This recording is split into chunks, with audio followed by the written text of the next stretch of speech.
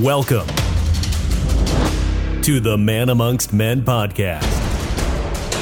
Live a life of intentionality, adventure, and brotherhood.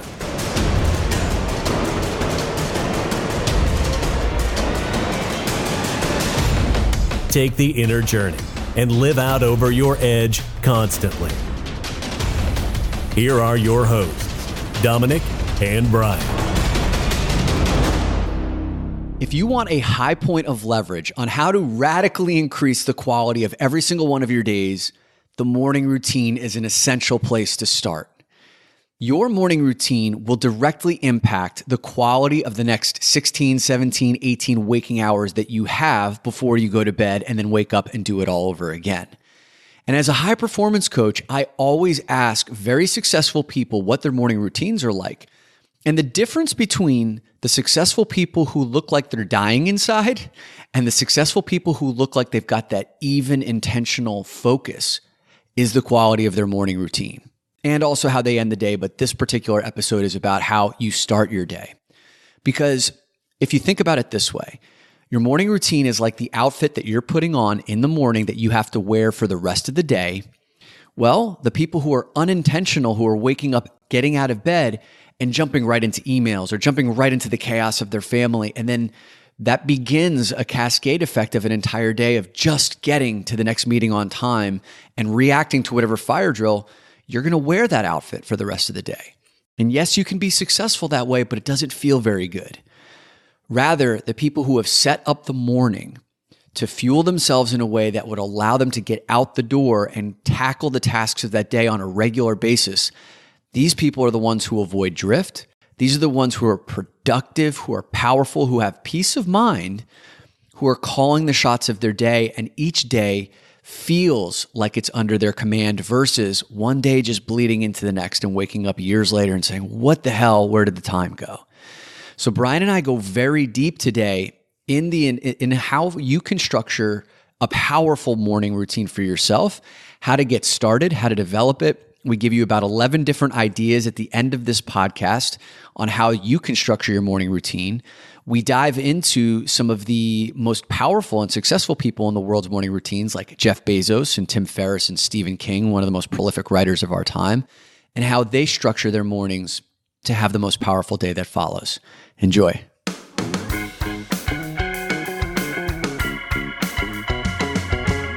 All right, Dominick, here we are recording. And today I left my place at 8:30. I only woke up at 8 o'clock, which means I had just barely enough time to get changed, put my bulletproof coffee together, put it in a canister, and get my ass over to your place. So basically, you're going to be an unmitigated disaster during this entire podcast. This podcast might not go well. Yeah. Ironically, we were talking about morning routines, and you didn't do one this morning. It was not lost on me. It was not. I did one thing. I did my bulletproof coffee, but it was not lost on me that we were recording about morning routines, and I didn't do what I know works for me. Yeah. Well, I think it highlights how you don't have to be perfect about this stuff. Like there are certain days you're going to do your morning routine, certain days that you're not going to it. But the key point of this whole conversation is to have one. And what's shocking for me as someone who goes in to a lot of high performing organizations, Fortune 500 companies, and working with like the senior leaders, it's shocking to me how few people have any conscious strategy around a morning routine. And when I started asking these questions of senior leaders in large businesses or even entrepreneurs who are responsible for running their own business, what is your strategy for the morning? Most people's mornings look like this. Their cell phone wakes them up in the morning. They're diving into their phones. They're drinking from the fire hose right away. If people have a family, it's like kids, chaos. And then every day kind of goes that way until you come home at night, you collapse into bed and you wake up and you do it all over again. And then like one day bleeds into the next, 1 week, 1 month bleeds into the next, 1 year bleeds into the next. You wake up 5 years later and it's like, what the fuck just happened? Like, where did all that time go?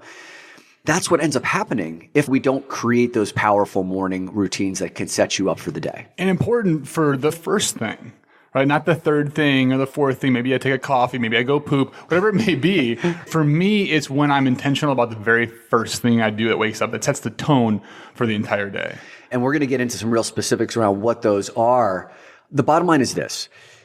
The bookends of your day, the way you wake up and the way you go to bed determine the quality of the 16, 17, 18 waking hours that you have in between. Like the power, the purpose, the peace of mind, the presence that you're going to have for all of those waking hours are directly correlated to the quality of the way that you wake up in the morning and the way that you go to bed at night. And the problem is that most people have not intentionally designed their first hour, their last hour of their day, or even the first 15 minutes or last 15 minutes of their day. It's just like one day bleeding into the next. Yeah, it's fair to say that throughout the day, we're going to face challenges. We do that every single day. It's, do we have the power? Do we have the energy to step into that challenge? How many, how often throughout the day? Or are we going to crumble into a unconscious pattern, into not solving the problem or whatever the challenge is that's facing us? There's a guy named Eric Thomas, motivational speaker, also a pastor. He starts his day. Now, he starts early, way earlier than I ever intend to get up in my entire life. He starts at 4 a.m. Yeah, forget it. Forget it. Not for me, right? But for him, this works. And he starts with a walk and prayer. And he prays for 45 minutes to an hour every single day. And he said when he does that, he feels like he's literally taking a cord, electric cord, plugging it into a source and just downloading all that energy. Right. And that gives him, for his day, enough power to just steamroll those challenges as they come in, as opposed to letting them take him over. Yeah, there's an intentionality to that. And we know that intentionality is the opposite of drifting. And you and I, like the biggest problem that faces most people is they're drifting through their habits. And like, as we were talking about this podcast before we started recording, you were like, yeah, everyone has a morning routine. They just don't know it, whether it's consciously designed or not. And I think about when I was 25 years old, I had a morning routine. It was, I'd wake up, have a bowl of Frosted Flakes. I'd watch SportsCenter, take a dump and then a shower, and then I'd go off to work. That was my life, probably for like 4 or 5 years following that. Did you take the dump before the Frosted Flakes or after? During You ate? Daniel Tosh says sometimes that what his perfect morning routine is to sit on the toilet backwards and put the bowl of cereal on the back of the toilet. I remember and that. eat off that. That's genius. Yeah. I don't know if I don't know if it's recommended as a morning routine, but that was his. Have you ever sat backwards on a toilet bowl? After I saw him do the comedy special, I tried it. Does it work? It doesn't work very good in New York because the bathrooms are super tiny. Wait, did you like try it at like a restaurant bathroom or did you have your own bathroom? My parents' bathroom, if I'm being fully honest. Yeah.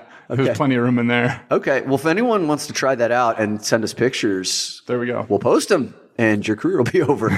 So that was it. Like Frosted Flakes, shower of SportsCenter, and then off to work. And it got me out the door. I was always like on time, on work, early, or whatever. But what it didn't do was answer the question of, how do I need to be prepared to tackle this day? And so here's some questions for you to start thinking about is like, based on what's required of you in your given day. And there's two types of days that we're going to get into, your ordinary days and your non-ordinary days. And those are going to determine like how you set up your morning routine. 50 to 70% of your days are like this. You wake up, maybe it's at home, and it's going to be the same kind of thing that's demanded of you mostly. You want to have a routine that supports that.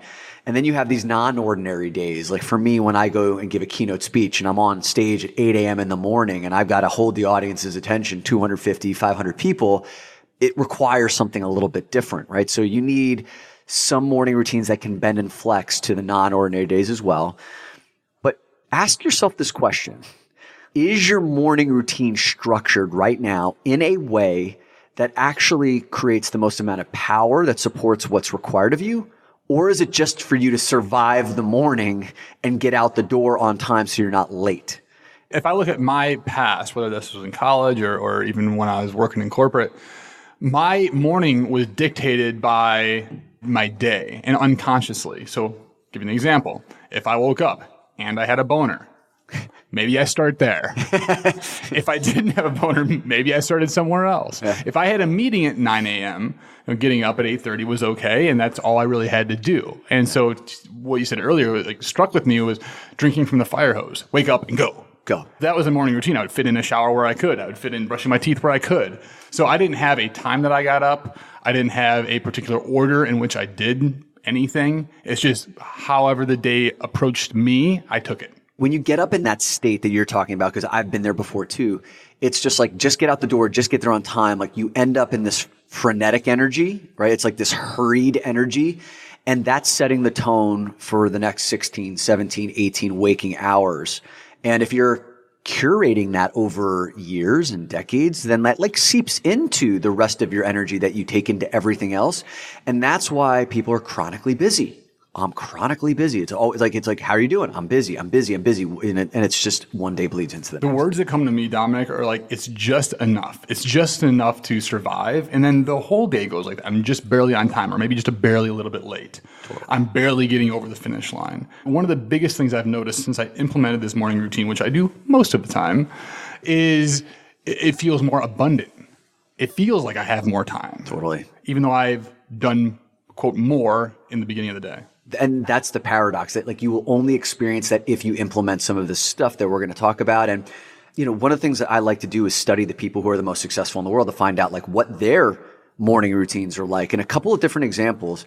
I read Stephen King's book, I think it's his memoir called On Writing, because I wanted to find out how someone who's written like 55 plus books in his career, and they're all long, man, like they're like 500, 700, 800 page books. He just churns them out. They're all bestsellers.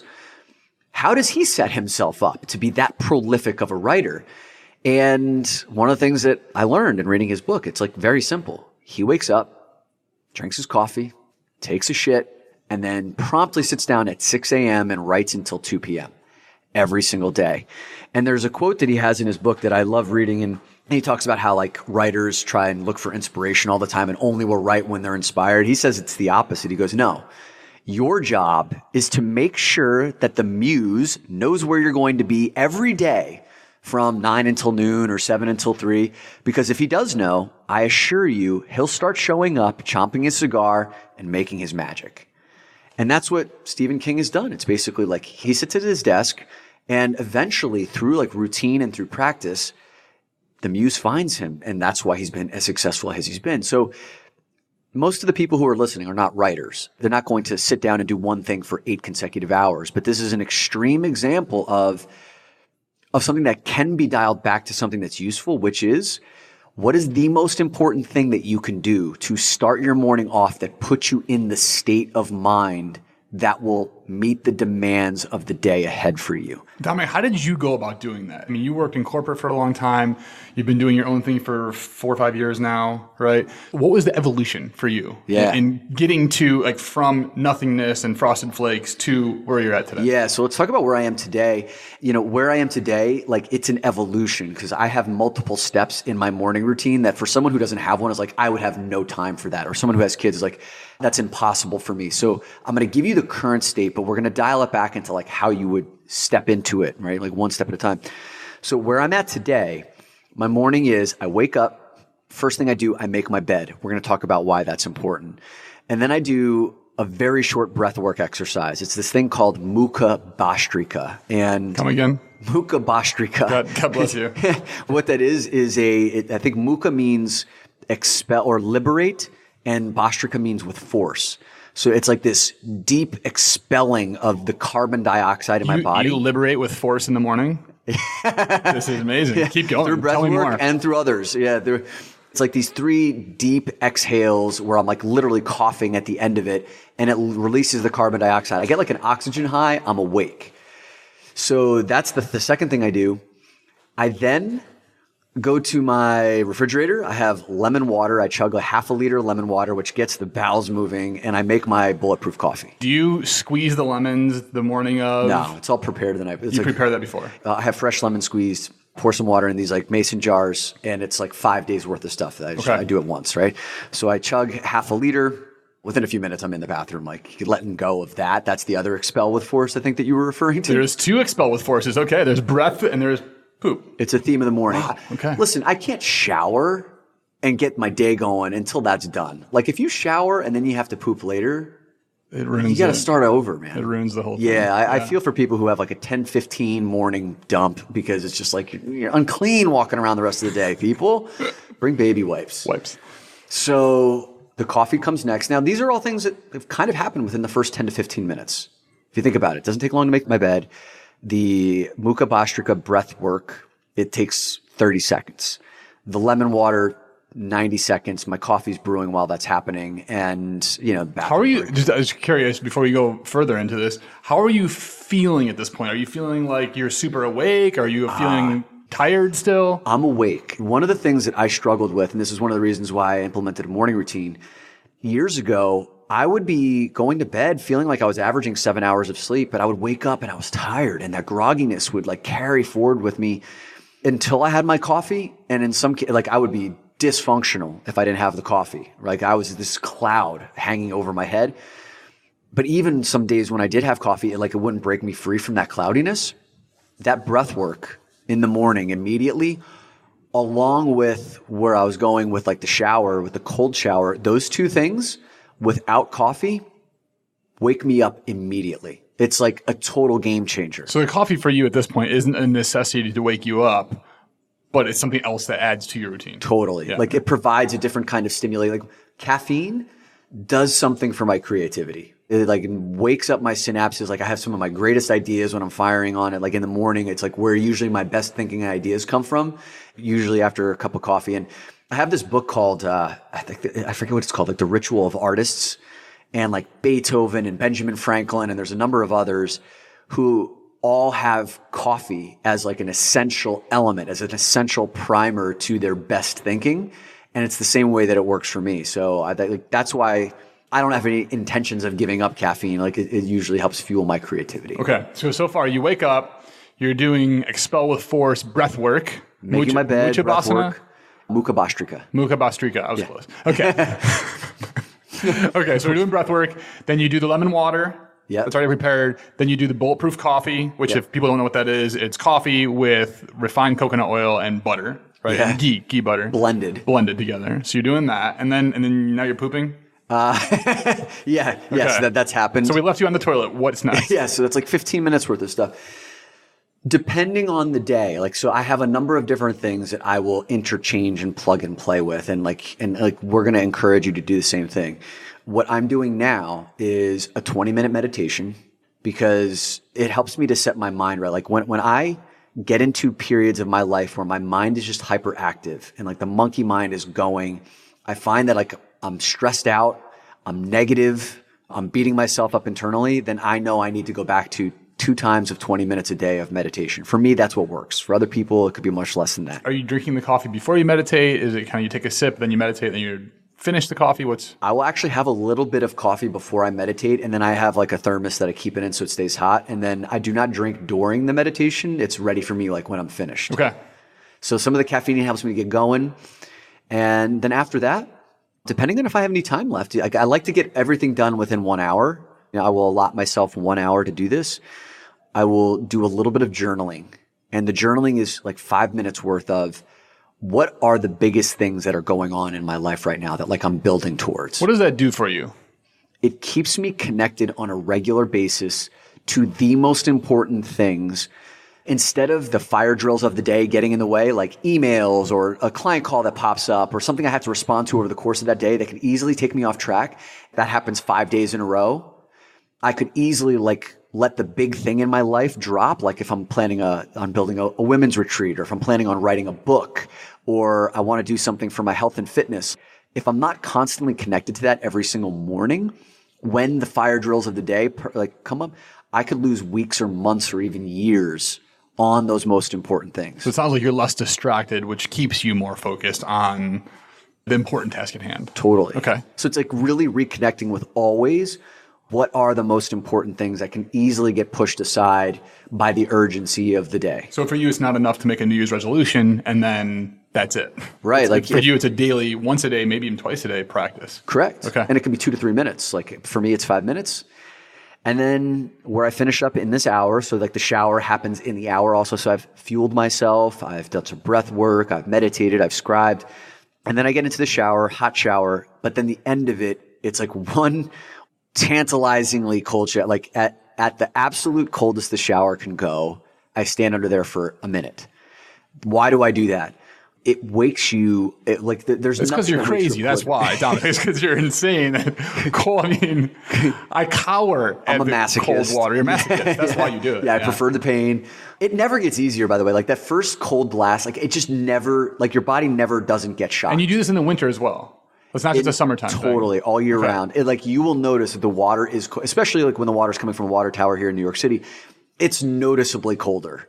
I need to heat my body up first. Like I used to take like 3 minutes of just straight cold shower. I wouldn't even take a hot shower in the morning, but that was like too intense. And like I was finding that I was postponing my showers for longer on the days that like I wasn't. So it's like noon and I haven't showered yet. And I'm like, why haven't I showered?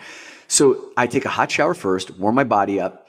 That last minute, man, it's just like euphoria. Important point. Okay. So it's you get in, you're enjoying the warm water, and you're like, now it's cold water time. Frigid cold. And here's what it does. Your body needs to circulate blood to keep your organs warm. So circulation helps wake you up. And it also wakes up the synapses in your brain because the shock sends up something, and it creates new activity in your brain that allows not only a wakening up, but also in a mood enhancer. So when you leave the shower, you're like in a noticeably better mood and you don't even know why. If anybody wants details on why a cold shower, Ben Greenfield talks about it, Wim Hof talks about it. There's all kinds of studies out there, right? That says, hey, this is a good idea. Even if Bryan doesn't like it, it's still a good idea. But Dominick, something you said that fascinated me was, you said I was putting off my showers. Yeah. And so it sounds like this morning routine has changed. And so I'm curious, like you have this, let's say 1 hour routine now, which for some people might be like, I don't have an extra hour to be doing these things, right? So, but it sounds like this evolved over a period of time. So can you maybe talk through like how these things were added? Yeah, where did it start? Yeah, and if you think about this hour, it's like the stuff that I'm doing in here, most people are doing also, like many of these things, like you're getting coffee or you're eating something or you're drinking something and then you're taking your shower. So that's like, there's 20 to 25 minutes in there for everybody. And you're probably spending more time in your morning routine that you haven't designed than you think. It could just be packaged better, right? For me, it was basically like, I just felt like I was on the hamster wheel, waking up every single day without any intentionality, just springing out of bed and then going into my emails. I was spending like 30 to 45 minutes right away buried in my cell phone on my emails. And every day felt like emails, text messages. And that started to feel really crappy. And I felt like during the day, I was just reacting. So that was my first trigger. I feel you, Dom. I used to manage a team that was based in India. My first feeling as soon as I woke up would be anxiety because I knew that there were emails or text messages that they'd been working on all day long. Yes. So like that feeling that you're talking about, like waking up and diving straight into, say, email, I feel that. Yes. Many people would say like, there's no other way I could do it. And I would offer you the idea of if you want to argue for your limitations, you get to keep them. And meaning like your current life situation is you have these emails that are piling up that you eventually have to get to. The question is, do you do them first thing? Or do you do yourself first thing? Put yourself in the right condition where maybe you can see those emails from a different perspective. And when I've worked on this with clients, it's completely changed the game. I know some clients who are like super high performing salespeople who they would go on their emails from 8 a.m. till noon and then start their day. Versus after we started working together, I have some clients who are like, okay, I'm going to do scripture. I'm going to do walking. I'm going to walk. I'm going to do some yoga. And now I'm finding when I get to my emails at 9 a.m., that actually a lot of the things that I would have thought that I had to respond to, I don't. And I'm doing my emails in an hour now. So in essence, by doing this morning routine, it's actually caused me to look at these things differently. And I'm not willing to spend 3 hours, and I don't need to. I can only spend 1 hour. So this is how this morning routine stuff works. Back to your question, the first step was making the commitment not to look at my cell phone for the first half hour minimum. Now, there's certain days where it's 15 minutes, other days where it's an hour. Now it's an hour. So you created the space. So it wasn't like I'm going to do something. I'm going to meditate or I'm going to expel with force and breathe. It wasn't all that. It was just like, I'm going to stop doing the thing that is draining me. Perfect example. I was doing a keynote speech for one of the divisions of Delta Airlines. They own this regional carrier called Endeavor Airlines. And after I'd done my speech, I was sitting around a lunch table and there was this lovely woman sitting across from me. She was like, man, the power of the bookends of your day really resonates with me, that first hour, last hour. But she's like, I'm a working mother. I have 4 kids. As soon as I wake up, it's chaos. 90 minutes, like the house is a carnival, right? And just getting them out the door, and then I got to go to work and figure out what I'm doing. And I was like, man, I empathize with you, right? And I was like, let me just ask you, what would be an ideal way for you to start your morning if you could just wave your magic wand, right? And she's like, all I would want is to have 15 minutes with my coffee alone and in peace and quiet. That sounds really nice. I could see this like big smile and a feeling of like relaxation wash over her body. And I was like, what's preventing you from doing that right now? And she's like, well, as soon as I would leave my room, if I were to go to the kitchen and turn on the coffee, like it would wake up my family and like that would be blown to hell. And I was like, how much do you want this? And she's like, I really want this. And I was like, are you willing to be creative? And she's like, yeah. I said, okay, put the coffee pot in your bathroom. And she's like, coffee pot in my bathroom? And she's like, yeah. I said, yeah. And she's like, okay. And I'm like, if you really want to start this habit and routine where you think it's going to contribute to you over the course of the day, then you might have to be willing to be creative. I know someone who likes to grind his own coffee beans, and he's got 2 kids. He wakes up, works out in the morning. He grinds his beans in the bathroom, and he makes his coffee in the bathroom, and he enjoys it, and actually becomes kind of this fun little ritual. And for her, now she's drinking her coffee in the bathroom. That's great. And something I like about that, Dom, is, her answer was, I would love to have 15 minutes alone with coffee. For everybody listening, get to this point. She wanted that. But there was a feeling that she wanted that would give her that 15 minutes alone, that coffee in her hand, whatever that feeling was. Maybe it was peace. Maybe it was serenity. Maybe it was getting to know myself for 15 minutes. Yeah. And so as you all are designing what this looks like for you, you could do it the way Dom did it to begin with and say, hey, this doesn't feel good. Let me get rid of it. Then the other thing would be, well, what does give me energy? What is the feeling that I'm going after? And what are the things that I do, right? For, was it Stephen King? Yeah. Right? His thing was coffee, poop, clear his head, and then get into his purpose. So the question is, like, what is the purpose? And then what is that feeling that we're after in the morning that's going to energize us for the entire day? What you're getting at is really important here, because you're going to get a lot of advice on like different things you can do. And we're going to give you 11 different things that you could do in the morning. And you could probably get like wound up or stressed out about like which one of those or how many of those you need to put in. But it's really not about going to the solution first. Like, what's the activity first? It's really like what you just said is, what is the feeling that I want to carry with me? What is going to set me up to meet the demands of the day? And that goes back to this really important thing of, there are 2 types of days that you have: the ordinary day, and this is kind of the day that like, is most routine for you, and then the non-ordinary day. And those things have very different kinds of connotation. Not very, but like could have different connotations around what you do in the morning to get you set up. For example, on the days that I am doing a keynote speech, especially when it's like 8 a.m. in the morning, I need to be the feeling that I'm after, Bryan. I'm energized, I'm alive, I'm focused, and I'm in a service mindset. Service meaning like I'm not thinking about me, I'm thinking about the people in the audience who need to hear. So some of my morning routine habits, rituals will change. Exercise becomes a bigger part of that. And I don't have a full hour workout. Like, I'll do just 15 minutes of intense workout in my hotel room. I will still make my bed in my hotel room, and we'll talk about like the benefits of that. I will do a visualization of me stepping on stage, but also connecting with the people in the audience as humans who could have a better life based on what it is that I'm sharing, like really connecting to the humanistic element. Those are different tweaks to my morning routine that help me to like really step into the power of what's being asked of me that day. Right. You know what your purpose is that day. And so you've adjusted the morning routine to get to that energy, to get that aliveness so you can perform and do what you're set out to do. Now, tell me how that contrasts with, let's say you have a day of writing. Yeah. What changes for you? Okay. That's interesting. So if I'm writing, you're at your apartment here and you've got 4 or 5 hours of writing to do. Is it still the intense workout? Is it still like what changes? That's a good question. My best thinking happens not when I'm sitting in front of a computer. It happens when I'm in motion. So if I know I'm going to be writing, a part of that morning will be to get out of my apartment and to walk. Before I walk, I'll ask myself the question of like, what is it that I need to write today? And I'll ask a question of, okay, let's say if I'm writing a book about men's work, what is my ideal client's biggest problems? And then I'll just walk with that one question in mind. All of a sudden something will pop up. It's like, oh, guy's stressed out. Or, oh, he's got family and kids and he's got so many mouths to feed, but he also wants to feed himself. And these things will just start to drop in.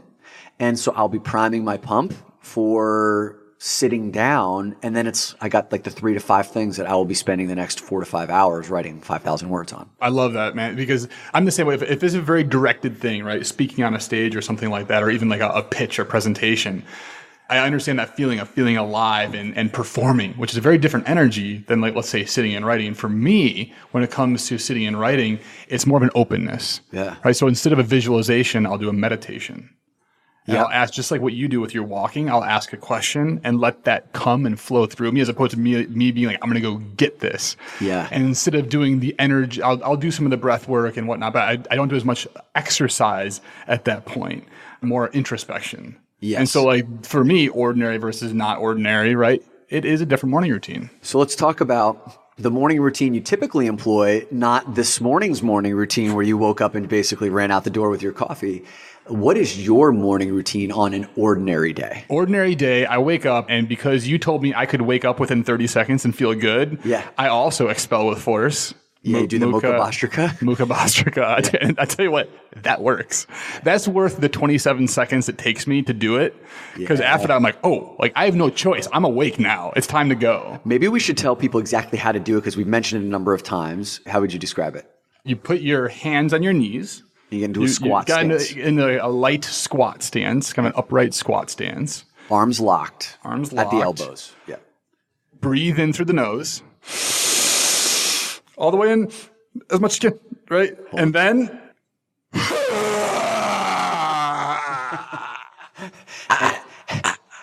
And as you do that, you collapse like over your legs. So you're standing in the squat stance, your arms are locked, and then as you expel like Bryan just did, it hopefully didn't break your eardrums, your head is almost like flopping to like you just release everything. And you cough out that last bit of whatever air is in there, like get rid of all that carbon dioxide, and you'll feel like a bit of an oxygen high. You do it 3 times. 3 times. And within that 27 seconds, I am awake. And that's different for me. For me, it took me walking around. It took a little more time. And so for me, this was an accelerator. All of a sudden, boom, I'm awake. And I can get moving on to the next part of my morning routine. Okay. So what is the next part of your morning? Next part of my morning routine is I have a water that I put a supplement in and a probiotic. I drink that. Okay. At the same time, I start making my coffee. Now, my coffee making process is... It takes a solid 20 minutes to make my coffee. What the hell are you doing to your coffee? I do the bulletproof coffee like you do. I do it through a French press, and I let it sit for a good amount of time. While that's brewing, I do a meditation. And sometimes that meditation includes breath work. Sometimes it does not. And so my meditation can last anywhere from 5 minutes to probably 25 minutes. Okay. And a lot of times that's dictated on what I've got next. Okay. If it's like a writing day and I've got some flexibility, that's usually a more open meditation, a longer meditation. If it's something that I need to get into, public speaking, for example, or a presentation, it's more of a visualization and usually a little bit shorter. Yep. Okay. So after that, I'll drink the coffee. I will journal at that point in time. And journaling for me, very similar to what you said, I find the root cause of some of my feelings. Yeah. And I'm able to process it. Okay. So for me, that's what journaling does. And that helps direct my day and recognizing where I'm actually at versus where I want to be at or think I'm at. So for example, like if you're saying the root cause of something, like what would be an example of something that you'd be writing about? Is this like a problem that's recurring? Is it something that you want that you're not getting? I woke up and I did a meditation. My feeling was one of loneliness and sadness. Okay. So that came up through meditation and through me checking in. And you didn't know what it was due to? Didn't know what it was due to. When I sat down to journal about it, I realized that I didn't have the people on my team to accomplish the goals I wanted to accomplish. Got it. That was the root cause causing those feelings. And when that came to my recognition, I was like, oh, I felt empowered. Yeah. Because now I know what my next 3 steps are. Right? I know really what I need. I know who to go recruit. I know how to go recruit as opposed to just sitting in the feeling. And that felt very powerful. So this is fascinating because like most people would feel that feeling of loneliness and what was the other one? It was sadness. Loneliness and sadness. And then be like, I need to get rid of that. I got work to do today. So I'm going to stuff that down or I'm going to ignore it or I'm going to like jump into my social media or my emails or whatever it is to like, like to get rid of it. And what you did was you unpacked it. And what that did was it provided deep insight into what needed to happen in your work very quickly and precisely. It reoriented the entire day because I was supposed to write that day. And then I realized like, if I'm just writing, then my team's not doing what it needs to do. I need to go find the right people to do the other stuff while I'm writing. I actually didn't write that day, which in a previous version of me, I would have said, well, I failed. I didn't accomplish my goal. But in this version of me, once I realized that like what was holding me back, what was truly important through this morning routine, I could then easily go do what mattered. Yeah. And that felt great. Yeah, really cool. Okay, what else after journaling? Is there anything else? After journaling, there's the last thing is I usually jump into email then. Okay. I'll usually respond one time in the morning, one time at night when it comes, not at night, like around 4 p.m., 5 p.m. That's when I'll do email. Yep. And so I'll jump in, I'll respond to everybody, and that's the end of my morning routine. Got it. Okay. It sounds that we have some similarities. Maybe there's like time differences or like the ordering, sequencing, these kinds of things, but they both do the same thing. I don't poop or shower, basically. You don't poop in your first hour? It depends. Sometimes I do. If I go to Mexico and I get sick at a wedding, I poop more often than that. But Dominick and I recently attended a wedding, and we both had IBS or bad. 75% of the wedding did, man. Oh man, yeah. Like some people happened during the wedding, other people happened when I came home, and I was one of those who came home. But yeah, so okay. So sometimes yes, sometimes no. Okay, got it. Okay, I'm pretty reliable within that first hour. Now that everyone knows, I think you and I both started in the same place, which was our morning routines were not hour-long, structured, multiple event type of things. They grew to that once we figured out the power of how that helped to, like, it was like this leverage point for the rest of the day. So for any of you who are listening who are like, I'm so stretched that I can barely get out the door in the morning. This idea of an hour sounds indulgent. It sounds like it's like impossible for you. Go back to the woman who I spoke about at the keynote presentation I did for the airline. She's now doing 15 minutes earlier in the morning, coffee in her bathroom, and it's just giving her this peace of mind where she can start her day. It's an investment in herself that allows her to have greater level of patience for the kids. It allows her to think about what she might want to do that day or tackle the biggest task at work, or maybe just to figure out how she's feeling about her family and her relationship and maybe how her, like how healthy she is. Like any of these things that finally have some space to breathe. When we talk about space to breathe, I like looking at some of the most successful people in the world and what they do in the morning. Jeff Bezos, richest man in the world, Amazon. His morning is probably different than you might think. He's probably right out of bed in the morning and doing productive things. It's the opposite. He creates time to, as he says, putter around his home, read the newspaper, drink his coffee, has breakfast with his kids. And up until recently, before he got divorced, he would have breakfast every morning with his wife also.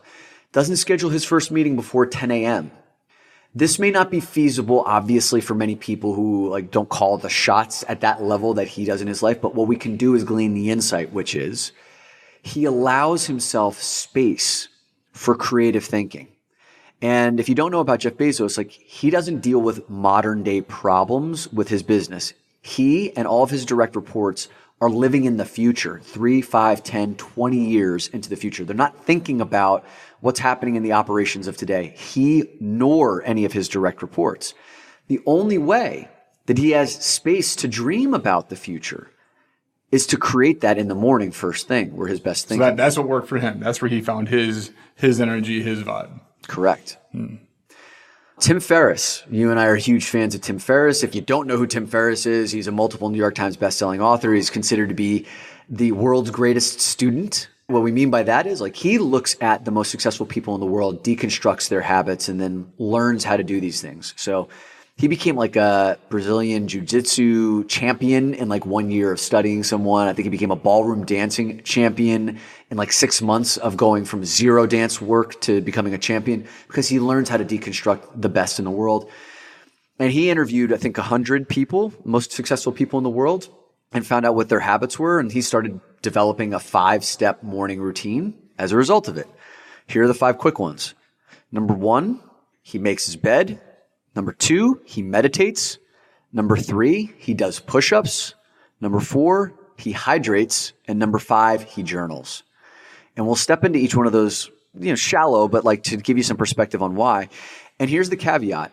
He only gets to all 5 of those 30% of the time. Oh, I'm so glad you said that. So glad you said that. Takes the pressure off, right? Takes the pressure off because the steps that I walk through in my morning routine, I don't do those every day. Correct. I do a portion of those every day. So the fact that Tim Ferriss only does it all 30% of the time, that feels great. It feels good. It's but he has an arsenal. He knows which ones he can pick from depending on what the day demands of him. So he probably does 1, 2, or 3 of those 100% of the time, knowing Tim Ferriss, right? He probably has some morning routine every single day where at least one of those ends up in there.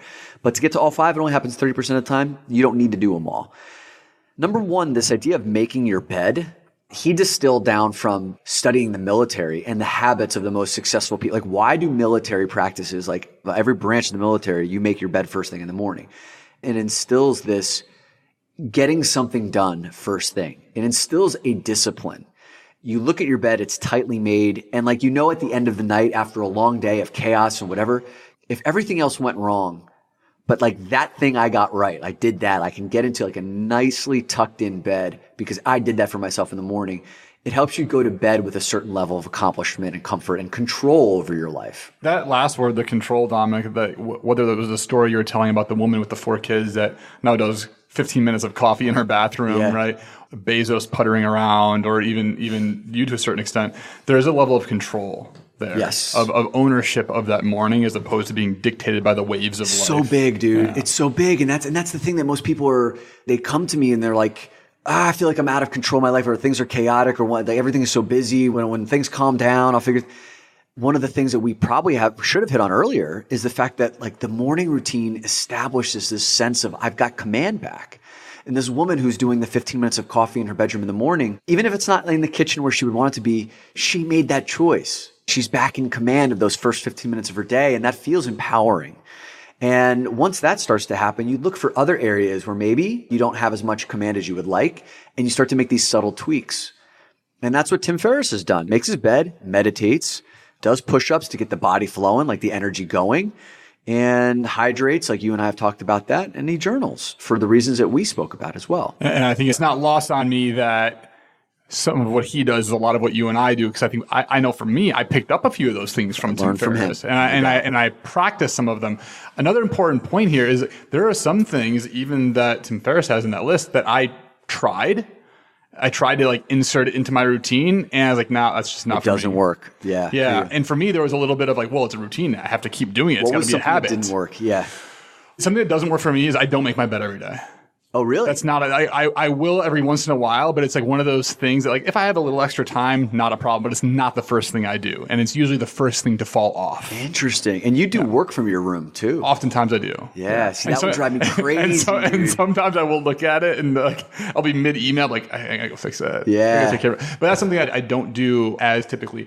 I also went through a time period where I was trying to involve prayer, meditation, visualization, and breath work. Yeah, it can get all at the exact same time. Yeah. And that was about 30 minutes of work.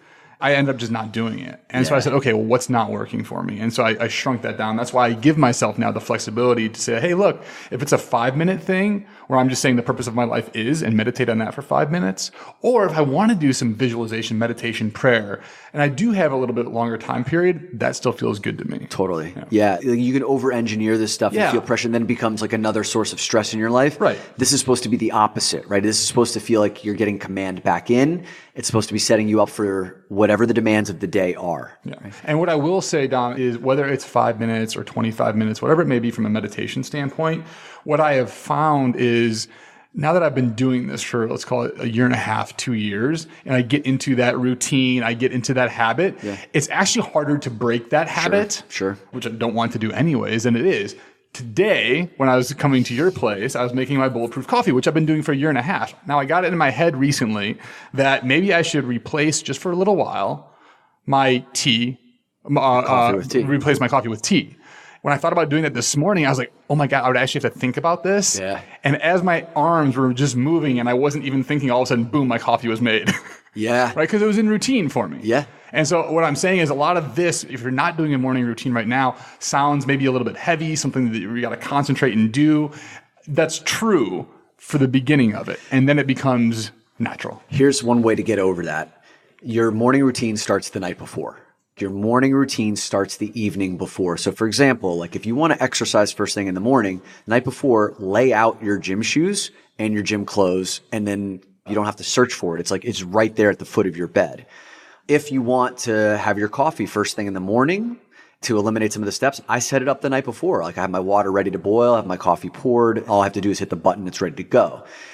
One thing that I do before I go to bed at night is I write down the 3 most important things that I want to do before noon the next day. Like I get very clear. Dom, I got to cut you off because this podcast is about morning routine and you're talking about night routine. Yeah, and we can go deeper into the night routines. But what I will say is if you think about it the night before, especially as you're starting, like when you're to get to your point, man, if you've been doing the Frosted Flakes and Sportscenter every morning for 5 years, if you don't set it up the night before, you're going to wake up and you're going to find yourself halfway through the routine and you'll be like, I don't want to stop it now anyway, right? So you got to make some sort of conscious decision. whether it's putting like a Post-it note on your bathroom mirror or wherever it was that you were going to go first, especially when you're groggy in the morning, you need to interrupt that pattern. Yeah, one step, one simple step, right? Yeah, cool.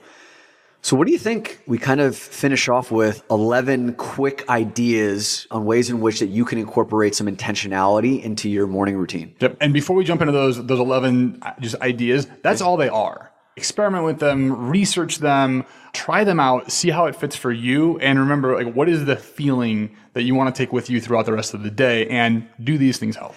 And before you pick these, start to think about what is the feeling, what is the state of being that you want to navigate through your day? For me, it's typically like I want to be energized, I want to be focused, and I want to be in a place of service. That's usually like, even whether I'm speaking or not, those are the places I want to be in. So like my morning routine is designed to produce those feelings. So what are the feelings you want first? How much time are you willing to dedicate to this right now? Even if it's only 10 minutes. And if you can't get up 10 minutes earlier or whatever, you can't configure your schedule for 10 minutes, and you got bigger problems. But 10 minutes, 40 minutes, 60 minutes, whatever works for you, find a period of time that you're willing to commit, and then you start to pick some of these 11 solutions that you can put in. Pick the one that resonates most, or pick the multiple. Like it feels like a hell yeah, that's where you want to go first. And many of these we've mentioned already, but this is like a summary. Number one, an idea would be meditation or prayer. And I know that you distinguish, obviously, that there's a difference between the two of them, but they can serve similar but, distinct purposes. So like, why don't you talk about when you might use meditation versus prayer? Sure. So meditation for me is letting something come to me. Maybe I'll pose a question, but it's allowing that to come through me and flow through me. I don't have an answer necessarily. Yeah. So it's a clearing. For me, prayer is we're getting into gratitude and we're getting into asking. And that is more of an active state. Yep. That's coming from both heart and mind. Right. So prayer is like an active, and meditation is like a stillness, and right. Just allowing to receive. Cool. Dominic, I would throw one more in there. I don't know if you have it somewhere else on the list here, but the visualization. Right. Visualization is almost a mix of the two, where it is an active, it's a more active state of visualizing what wants to happen, but also allowing things to come in and come through. So. Same for me. Like visualization is like what's going to happen that day, or what would I want to be creating in my life, or what am I going to be doing when I'm on the stage? These kinds of things. Visualization serves a different function than meditation. Number two, breath work, breathing.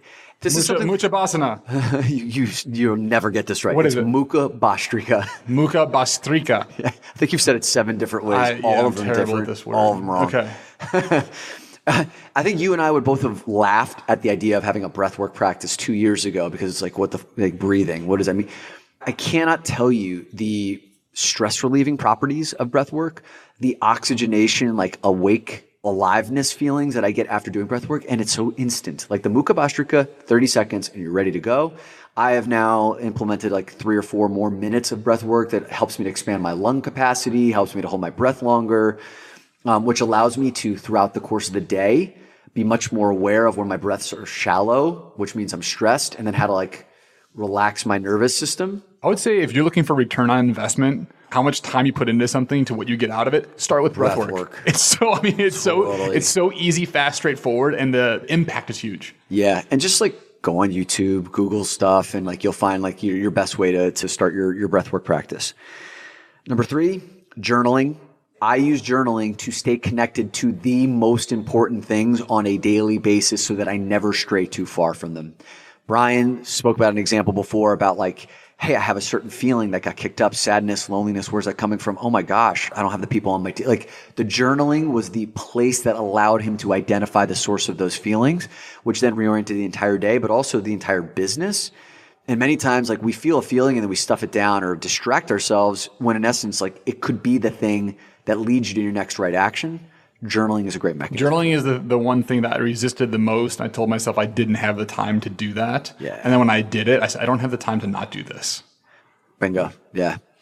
Number 4, reading, right? So one of the things that I love to do, like especially when I have a little bit more flexibility in my morning schedule, I love to read something spiritual or personal development oriented. I know a lot of my clients like to read scripture or Buddhist practice or something that just like connects them to something bigger than the day, bigger than the minutia of what they're dealing with or the stresses of the moment, a power higher than them, or something like, to help them go deeper in their own personal development journey, reading in the morning seems to be a thing that a lot of people benefit from. And check in on this one, depending on what you're reading.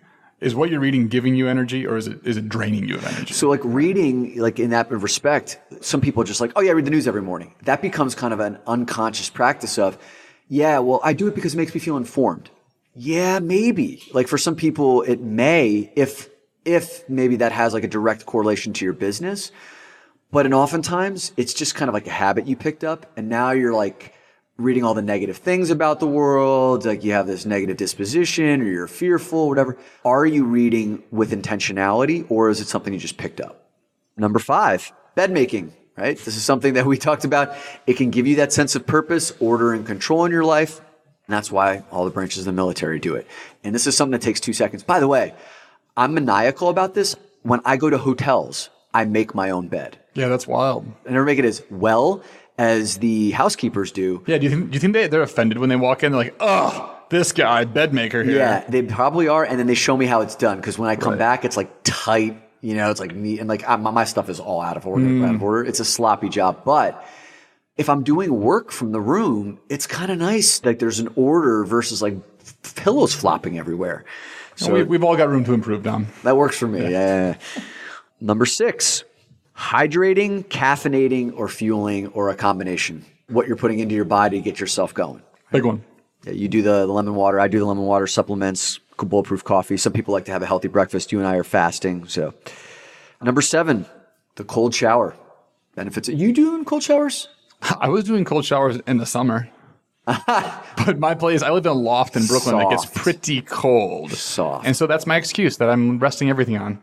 Try it tomorrow, man. My feet turn blue. It's awkward. So yeah, well, it'll get you going, man. All right, number 8, exercise. For some people, it could just be as simple as get up, walk outside, take 15 minutes. Like you said, Eric Thomas did that in the morning to connect to like. Eric Thomas does that. And the things we're talking about here can be done inside the house. Sure. Right. Yesterday, I had an interrupt in my morning pattern. So I had a coffee meeting outside. It was a beautiful day in Brooklyn. I walked outside and I got a coffee. I'm like, why don't I do this every day? This is so nice. So that's something I'm going to explore. Do I want to get out of the house? Do I want to walk around? Right now, I don't really have a exercise movement in my morning routine. Yeah. And maybe that's something I add. So I'll be experimenting here over the next couple months. Yeah. Some people have a full-fledged exercise routine, like it's an hour-long workout, full workout in the morning. Tim Ferriss just does push-ups. On certain days where I'm in a hotel room and I'm doing a speech, it'll just be like a 7-minute workout. You can like Google, like Johnson & Johnson has a great 7-minute workout, abs and squats. Johnson & Johnson, the company? Yeah. The division is called the Human Performance Institute. Oh, that has that. I always think baby powder or something. Yeah. I know. This is like, it's a kind of an off-brand thing that they do, and it's not very well known. Well, in the corporate space, it's well known. So exercise. And also I kind of put like the nature part of it in there. Of like, if you have access to nature, we're city boys, but like some people love to get outside, put their feet in the grass and, Oh, I'd love that. Yeah. Yeah. Put that on my vision board. Love to do that too. Number 9, create something. One of my mentors down in Australia, his name is Matt Church. He runs Thought Leadership Business School. He said the key to having a day of productivity is to create something first thing in the morning. All right. And you were talking about how Daniel Pink wrote a book recently. Daniel Pink just wrote a book, his last book that he wrote, and he talks a lot on motivation, on teamwork. And this book, he talks about timing and the best times of day to do a certain activity. Now, most people, not all people, most people are morning people, and where they hit their peak is where they should do their most creative work. And oftentimes that's in the morning. Yep. That's like when I write, that's when I think about my best idea, because that's just where my best thinking is. Most people consume first thing in the morning, right? So you're consuming emails, you're consuming text messages, you're consuming news, you're consuming SportsCenter. And if you could learn to cultivate and create during that period of time, it starts to flip the morning routine on its head. It's a good one. That's another one I could potentially incorporate. What's that? Maybe emails go later in the after, or later in the morning. Maybe writing is in the beginning. Well, if your best energy is in the morning, do you want to dedicate your best energy to emails? Right. You can't do big things. To everybody writing me emails, yes, of course. That's where I'm spending all of my time. Not really. Yeah. Okay. Number 10, gratitudes. Actually sitting in a space where you can record what it is you're grateful for in the moment. If you're doing this first thing in the morning, right, we're talking about morning routines. It could be like your gratitudes from the day before. It could just be general gratitudes. So some people say, oh, I do gratitude, but I don't write them down. There's a power in writing them down. It's like, I forget what the quote was, but it was, the problem with the memory is that it's an ink that disappears quickly. You may say what you're grateful for, but if you're to scribe it and write it down and you can go revisit it, there's more juice in the tank. And similar to journaling, right? Once you get it down, it's a different feeling. The number one exercise in all the research that positive psychology has done. So this is tested exercises, double-blind studies, et cetera, et cetera. The number one thing that somebody can do is a gratitude practice that is really simple. It's what went well. So thinking about the day before you wake up, what went well? 1, 2, 3. And why is that important to me? The why is so important. That locks it in because all of a sudden we start to attract and we start to look at things of the why and that feeling that we want to create. So the gratitude, I'm glad you put that one in. That's great. And if you want to get really good at this, ask that why question 3 times. It's like, why is that important to me? Why is that important? Like, the 5-year-old child keeps asking why. Yesterday, my wife came home and took care of this problem that I didn't have to deal with when I got home. Why is that important? Well, it allows me to focus on the things that I'm doing in my business. Okay, why is that important? Well, because it feels like she has my back and that we're a team. Why is that important? Well, because I love her and she loves me and I do those kinds of things for her when she needs it. And all of a sudden now you can start to feel resonance once you go digging for that. You can keep going. Most people stop with the gratitude at the shallow level and you don't end up feeling it. Therefore, it's almost like not really working. Completely. Then you want to add icing to the cake. Take that gratitude and let them know. Yeah, express and it. Lock that thing in and just see how the world changes. Yeah, there's a quote I do in my presentation. It's like, unexpressed gratitude isn't of much use to anyone. We're walking around grateful for all these people and all these things, and they have no idea. And by the way, you have no idea how grateful people are for you. And wouldn't it be nice for them to freaking tell you, A high ROI. It costs you nothing, but like the you can goodwill. Do it pretty quickly, kind of like the breath work. It's quickly, and then the output of it is huge, exponential. So the last one, and this is kind of a catch-all category, number 11 is priming. And priming basically means something that you are doing to prime the pump for the kind of feeling that you want for the day that's coming ahead. So for example, like, Jeff Bezos, his puttering around with the newspaper and the coffee gives him the space to breathe for like these big ideas to come through so that he's ready to go for that first meeting that he has at 10 a.m. in the morning. And for you, it may end up being something that's off this list. We gave you 10 different ideas, but there could be something else for you that like really works that would help you prime your pump. Maybe it's spending quality time with your partner, eye gazing with that person, sharing a cup of tea with that individual and just asking them what's the most important thing in their life right now. What's their biggest challenge? Like, it could be anything that primes you for that day. So if this list didn't resonate with you, but there's something else that's there, put it in that category that can get you in that condition. And experiment with it. Yeah. Final thing that we'll offer to you is that the number one best-selling book about like creating a killer morning routine is The Miracle Morning by Hal Elrod. And he's got a 6-step process that incorporates a lot of the things that we just mentioned, how you can create a morning that like completely transforms your day. And I believe he's distilled it into an hour-long practice, but like shows you ways in which you can get it done in like 5 to 6 minutes. Took a lot of lessons from that book. Tim Ferriss, if you want to Google him and his 5-step process, those are other great resources. And I guess Bryan and I wish you luck. If you have any other ideas, share them with us. We'd love to hear them. And now that it's noon here in New York, I'm going to go do my morning routine. Get after it, man. Hey, thanks for listening to the Man Amongst Men podcast. If you enjoyed this episode, don't forget to hit the subscribe button. And if you want more access to tools and resources, and you want information on our upcoming live events and retreats, head on over to www.doinnerwork.com.